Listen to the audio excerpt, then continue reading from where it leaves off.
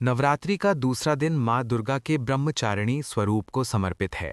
माता का ये रूप साधना, तपस्या और संयम का प्रतीक माना जाता है। कथा के अनुसार पर्वतराज हिमालय के घर जन्म लेकर माँ पार्वती ने भगवान शिव को पति रूप में पाने का संकल्प लिया। इसी उद्देश्य से उन्होंने कठोर तपस्या शुरू की। माँ ब्रह्मचारिणी ने वर्षों तक घोर वन में रहकर कठिन तप किया। कभी केवल फल फूल पर निर्वाह किया तो कभी सिर्फ बेलपत्र और घास खाकर जीवन बिताया। फिर उन्होंने कई वर्षों तक निर्जल और निराहार रहकर तपस्या की। उनकी इस महान तपस्या से देवताओं और ऋषि मुनि तक आश्चर्यचकित हो गए। माता के इस कठिन व्रत और संयम ने संपूर्ण जगत को प्रभावित किया। उनकी साधना से प्रसन्न होकर भगवान ब्रह्मा ने उन्हें आशीर्वाद दिया कि तुम्हारा विवाह स्वयं महादेव से होगा।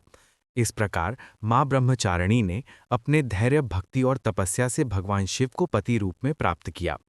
माँ ब्रह्मचारिणी के दाहिने हाथ में जपमाला है और बाएं हाथ में कमंडलू। ये स्वरूप हमें ये संदेश देता है कि सच्ची साधना और भक्ति से कोई भी लक्ष्य असंभव नहीं है। माता ब्रह्मचारिणी की आराधना करने से साधकों को असीम धैर्य, शांति और आत्मबल की प्राप्ति होती है। इस दिन श्रद्धालु सफेद वस्त्र पहनकर मां को सफेद पुष्प अर्पित करते हैं। उनकी पूजा से जीवन में सभी प्रकार की कठिनाइयां दूर होती हैं और विवाह व जीवन की बाधाएं समाप्त होती हैं। मां से यह प्रार्थना करते हैं कि हे मां ब्रह्मचारिणी, हमें संयम, ज्ञान और भक्ति प्रदान करो, हमारे जीवन से दुख और भय दूर करो।